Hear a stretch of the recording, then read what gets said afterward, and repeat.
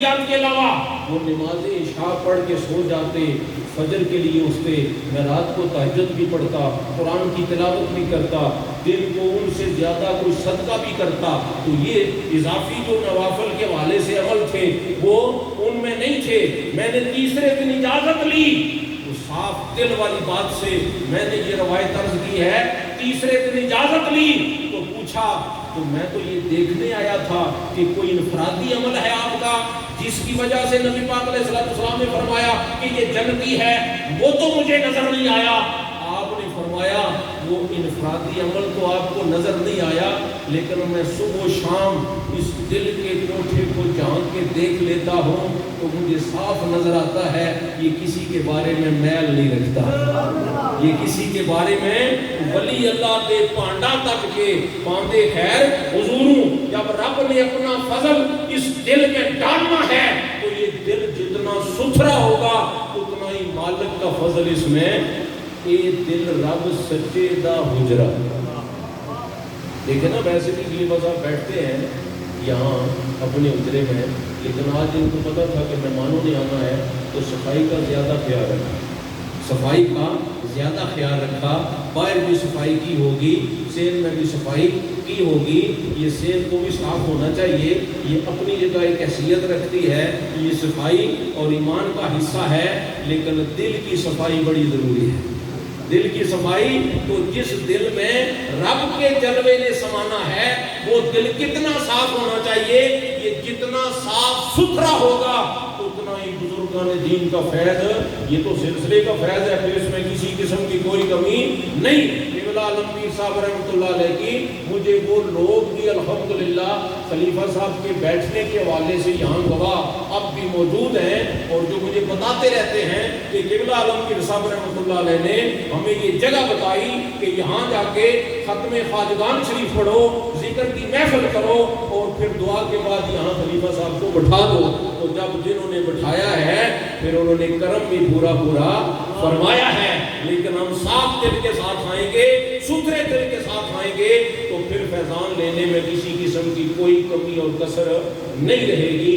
یہ بات بھی بڑے میں اشارے سے آپ کی نظر کر دوں، سادہ لوگوں کو گمراہ کرنے کے لیے آج کل بڑے اندھے ہوتے ہیں، کیا لینے جاتے ہیں، کیا کرنے جاتے ہیں، اللہ ہی کافی ہے، اس میں کوئی شک نہیں کہ اللہ ہی۔ لیکن ایک خوبصورت بات میرے ذہن میں آ گئی ہے، وہ میں آپ کی نظر کرتا ہوں۔ اس بات کو سب سے زیادہ میرے آقا جانتے ہیں کہ اللہ ہی کافی ہے کہ نہیں؟ اس کے بعد اگر کوئی جانتا ہے تو وہ میرے نبی کے جاننے کی خیرات سے جانتا ہے۔ فَإِنَّ مِن جُودِكَ الدُّنْيَا وَضَرَّتَهَا وَمِنْ عُلُومِكَ عِلْمَ اللَّوْحِ وَالْقَلَمِ۔ حضور علیہ السلام کو جب یار غار نے عرض کی، آقا غار کے باہر کافر کھڑے ہیں، اگر ہمیں یہ نیچے ہو کے دیکھیں تو ہمیں پا لیں گے، تو آپ نے کیا فرمایا؟ لا تحزن ان اللہ معنا، غم نہ کر، اللہ ہمارے ساتھ ہے۔ تو نبی کے توکل کا یہ کمال دیکھیں، وہ جانتے ہیں اللہ ہمارے ساتھ ہے، لیکن اس نبی نے جب مکے کے حالات خراب دیکھے، صبح و شام رسول اللہ صلی اللہ علیہ وسلم کے غلاموں کو تشدد کا نظر ہوتا ہوا دیکھا، تو پھر اللہ کی مدد غیبی مانگی، تو کیا مانگا؟ عرض کی مولا عمر دے دے، عمر۔ تو پتہ چلا اللہ کے بندوں کو اور ان کی مدد کو مانگنا یہ میرے نبی کی سیرت ہے۔ وہ کہتے ہیں سیرت کی بات کریں، اس لیے یہ ضمن بات میں نے آپ کو بطور دلیل عرض کی ہے۔ لوگ پوچھتے ہیں کہ کیا لینے جاتے ہو؟ وہ مددگار حقیقی اللہ ہے اور رسول اللہ اس کو سب سے زیادہ جانتے ہیں، اور پھر سب سے بڑا مبلغ اعظم رسول اللہ کی ذات ہے صلی اللہ تعالیٰ علیہ وسلم۔ تو اللہ پاک فرما دیتے محبوب میں نے تو آپ کو پہلے بھی کہا ہے کہ فصل لربک وانحر، آپ اپنا کام کریں پھر رب اپنا کام کرے گا، پھر ہوگا کیا؟ ان شانئک ھو الابتر۔ نہیں، جب نبی نے عمر مانگا تو پھر اللہ نے دیا، اور پھر ایسے دیا کہ دنیا صبح قیامت تک دیکھتی رہے گی کہ مانگنے والے نے مانگا ہے اور دینے والے نے دیا ہے۔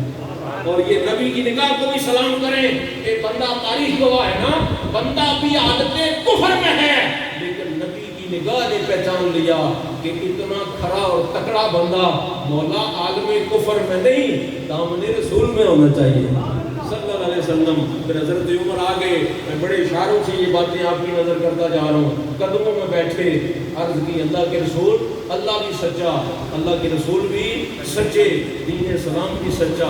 یہ جو پہلے 40واں نمبر ہے سیریل نمبر کے حوالے سے 40ویں مسلمان ہیں حضرت عمر رضی اللہ تعالیٰ. اس 40ویں پر بھی گفتگو ہو سکتی ہے, لیکن یہ پھر کبھی انشاءاللہ یہ اور زندہ صحبت باقی. یہ 39 جو پہلے ہوئے تھے یہ کم درجے کے بندے نہیں. میں نے پہلے عرض کیا کہ کبھی بھی اس کمپیرزن کے چکر میں نہیں پڑنا ہے. ہم بڑے چھوٹے ہیں, ہم ان کے قدموں بلکہ جوڑوں کے نیچے لگی ہوئی خاک سے جو مقابلہ نہیں کر سکتے.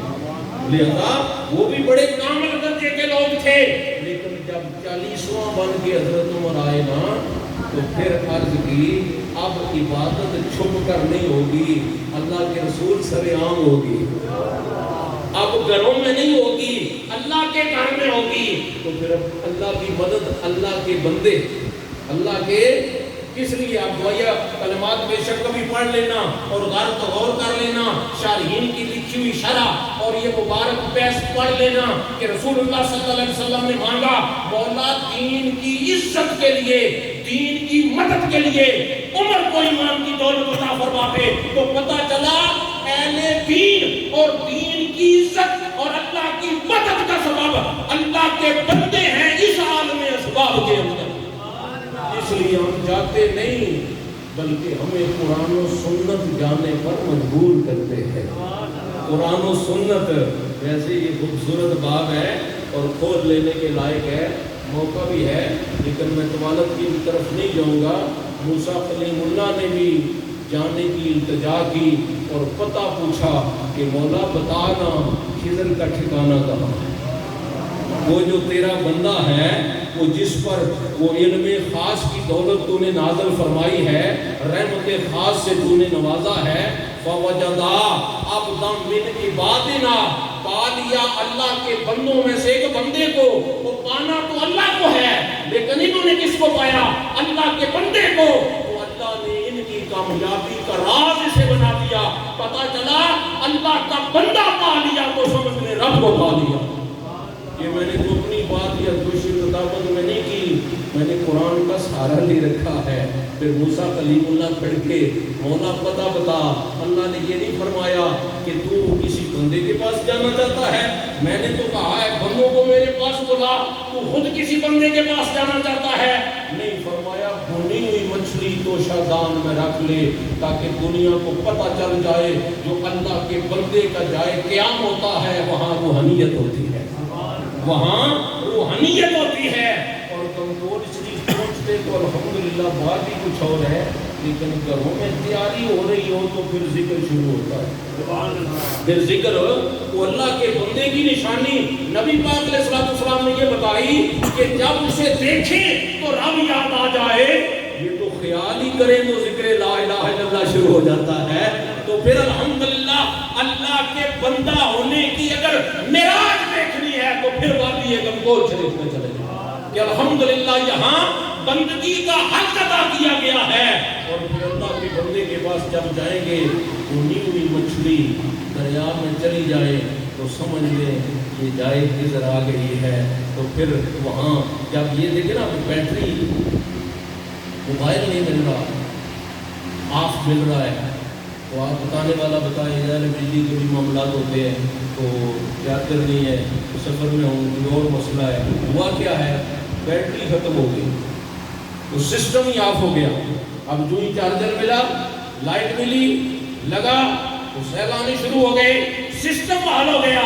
ہماری بیٹریاں دنیاوی معاملات میں, لوگوں کے معاملات میں الجھ جلج کے جب ڈاؤن ہو جاتی ہیں, ڈیڈ ہو جاتی ہیں, پھر ہم وادی گمگور شریف میں چلے جاتے ہیں. الحمدللہ پھر ایمان کی بیٹریاں چارج ہو جاتی ہیں. فرمایا بھونی ہوئی مچھلی دریا میں چلے جائے. میں نے اس بات کو بھی کوئی ڈیٹیل کے ساتھ نہیں بیان کرنا, چٹی چادر الحمدللہ یہ جو ہمارے قبلہ عالم کے ساتھ اور پھر بادشاہ صاحب کا امتیاز خضر علیہ السلام چٹی چادر لے کے لیتے ہوئے، یہ حکمت ہے، راز ہے، لیتے ہوئے چٹی چادر لے کے آگے گئے، واپس آئے، پہنچے موسیٰ کلیم اللہ علیہ السلام نے سلام پیش کیا، آپ نے سلام کا جواب دیا، ساتھ ہی فرمایا موسیٰ بنی اسرائیلو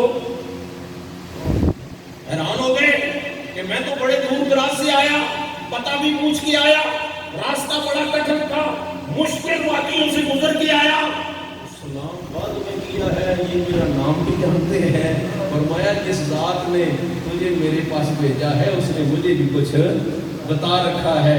تو یہ ملاقات میں عبداللہ بن زید انصاری نے شادی نہیں نہ کی، وہ دعا کی مولا یہ رسول اللہ کا فرمان ہے صلی اللہ علیہ وسلم کہ مومنوں کو وہاں شادیاں حوروں کے ساتھ کرائی جائیں گی تو جنتی عورتوں کے ساتھ کرائی جائیں گی، جس عورت کے ساتھ میری شادی ہونی ہے جنت میں مجھے دنیا میں وہ دکھا دے۔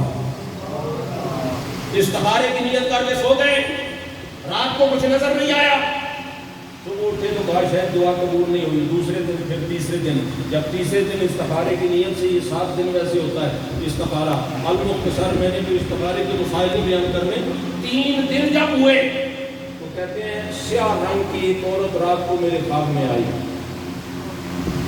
سیاہ، کہا مجھے میمونہ کہتے ہیں اور میں بصرہ میں رہتی ہوں، آنکھ کھل گئی، میں سمجھ گیا کہ میری دعا قبول ہو گئی، صبح سفر شروع کیا، بصرہ میں پہنچا تو لوگوں نے بڑا استقبال کیا، یہ ان کے بارے میں اللہ کے فضائل کے حوالے سے خوبصورت باب ہے، انہوں نے کہا عبداللہ آ گئے، استقبال کیا، جب میں بیٹھ گیا پانی شانی پیا، میں نے پوچھا یہاں کوئی میمونہ رہتی ہے، ان کے رد عمل سے تو میں مایوس ہوا کہ وہ حیران ہو گئے، آپ اتنا سفر اس عورت کے لیے کر کے آئے ہیں کہ جو ایک جنون کی کیفیت رکھتی ہے، ایک جنون کی نہ پوچھن پھر کا پوچھو کی ارادت ہو تو دیکھیں کو جدے بیضا لیے بیٹھے ہیں اپنی آستی۔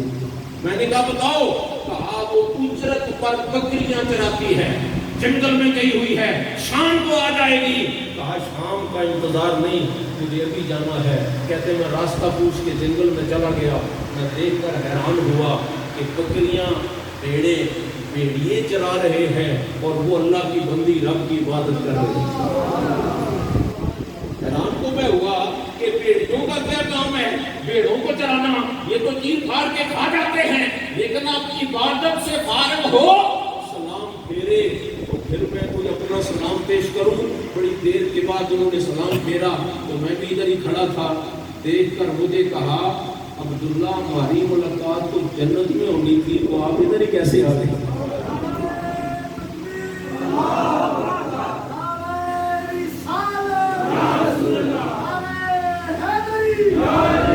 یہ نہ ختم ہونے والی باتیں ہیں، یہ ساری باتیں بطور پیغام نوٹ کر لیں، دل صاف رکھیں، انہیں بتانے کی ضرورت نہیں ہوتی، یہ اللہ کے نور سے دیکھتے ہیں۔ اور طویل بخاری شریف کی حدیث ہے کہ جس سے پکڑے ان کے ہاتھ وہ رب بنتا ہے، جس سے دیکھے ان کی وہ آنکھ رب بنتا ہے، اور جس سے بولے ان کی زبان رب بنتا ہے، جس سے چلے ان کے پاؤں بھی رب بنتا ہے۔ رب کی قدرت سے جب دیکھیں، رب کی قدرت سے سنیں تو پھر ان سے کون سی چیز چھپی ہوئی ہوتی ہے، لہذا یہ کمزوری نہیں رکھنی ہے۔ کہا چلو ملاقات تو جنت میں ہو جائے گی، میری منشا بھی پوری ہو گئی ہے، اب کوئی اور باتیں بھی نہیں کریں گے، ایک بات بتا دیں جو میں آپ کو بطور پیغام اور اس نشست کا خلاصہ پیش کرنا چاہتا ہوں۔ بار بار میری سوئی کی طرف نظر جاتی ہے، آپ سب نے اپنی حاضری پیش کرنی ہے، سنیں۔ کہا ایک بات بتا دو کہ بھیڑ اور بھیڑیوں کی دوستی کیسے ہو گئی ہے، یہ راز بتا دو۔ کہا جب سے میں نے اللہ سے دوستی کر لی، اللہ نے میرے دل کی دوستی بھیڑیوں کے ساتھ کر دی ہے، آپ کو انہیں کھاتے نہیں بلکہ انہیں چراتے ہیں، تو اللہ کے دوستوں کے ساتھ تعلق ہے، ان کی دوستی کے ساتھ بھی اگر ان کی دوستی میں بھی اگر مخلص ہو جائیں تو سمجھ لیں کہ آپ اللہ کے دوست بن گئے ہیں۔ الحمدللہ ثم الحمدللہ، ان لوگوں کے پاس ہم اس لیے جاتے ہیں اور یہ لینے جاتے ہیں جو موسیٰ کلیم اللہ لینے گئے۔ اس کی بات بھی میں اختتامی آپ کی نظر کروں گا، رہنا چاہتا ہوں خدمت میں، صحبت میں، غلامی میں، کیوں فیض لے لو، وقت کا نبی جماعت انبیاء میں ایک ہی کلیم اللہ صاحب شریعت ہے جی، کلمہ قوم پڑھتی ہے، ممبر، مسند، مصلی، نبوت، لیکن گئے ہوئے ہیں فیض لینے کے لیے۔ اب ہمیں قرآن بھیجتا ہے کہ نہیں بھیجتا؟ بھیجتا ہے کہ نہیں بھیجتا؟ تو الحمدللہ قرآن جس بات کو بغیر تردید کے نقل کرے وہ اس بات کے لیے کبھی دلیل ہوتی ہے۔ لیکن جو بات کہنا چاہتا ہوں وہ کیا، یہ بھی پیغام سن لیں۔ خضر علیہ السلام نے کہا نہیں، کیوں؟ میری باتوں پر آپ صبر نہیں کریں گے، میری باتوں پر ہم اپنی عقل سے دیکھتے ہیں، اپنی عقل سے نہ دیکھیں، جو مالکوں پر فضل ہے اس فضل کو دیکھیں۔ اس فضل کو کہا صبر نہیں کرو گے میری باتوں پر، اعتراض کرو گے تو پھر فیض نہیں ملے گا۔ معترض کو فیض نہیں ملتا، عقیدت مند کو فیض ملتا ہے۔ تو لہذا عقیدت میں مخلص ہو جائیں، جب بھی ان آستانوں کی طرف آپ رخ کریں تو آپ کا دل بڑا صاف ستھرا ہو۔ تو یہ اشعار بھی آپ سن لیں کہ دعا ہے زندگی میری بسر ہو تیرے قدموں میں، زہے قسمت تیرا خاتم اگر ہو تیرے قدموں میں، بلا کیا لطف جینے کا کہ اتنی دور ہوں تجھ سے، وہی بس زندگی ہے جو بسر ہو تیرے قدموں میں، بدن میں دم رہے جب تک بھروں دم تیری الفت کا، جو نکلے دم تو یوں نکلے کہ سر ہو تیرے قدموں میں، نماز عشق پڑھتا رہوں کھڑے ہو کر تیرے پیچھے، کہ جب سجدہ میں جاؤں میں تو سر ہو تیرے قدموں میں، بلا لو پاس نواز کو بہت مضطر ہے فرقت میں، کہ شاید کچھ سمجھ جائے اگر ہو تیرے قدموں میں۔ ان کے قدموں میں رب نے پہنچا دیا ہے۔ اس غلامی والی نسبت کو مضبوطی کے ساتھ تھام کے رکھیں، اور ہم دعا کرتے ہیں کہ بشمول ہماری نسلوں کے اللہ اس در کی غلامی نصیب فرمائے۔ اللہ اس آستانے کو آباد رکھے، شاد رکھے، سدا بہار دمی اس باغے، کدی خزانہ آوے، ہوئے فیض خزانہ تائیں، ہر بھوکا ہر کھاوے، یار زندہ صحبت باقی، وآخر دعوانا ان الحمدللہ رب العالمین۔ کم و بیش 20 منٹ میں نے اپنے افسر کو دیے ہیں، اس سے آگے ان کا اپنا ٹائم بھی ہے۔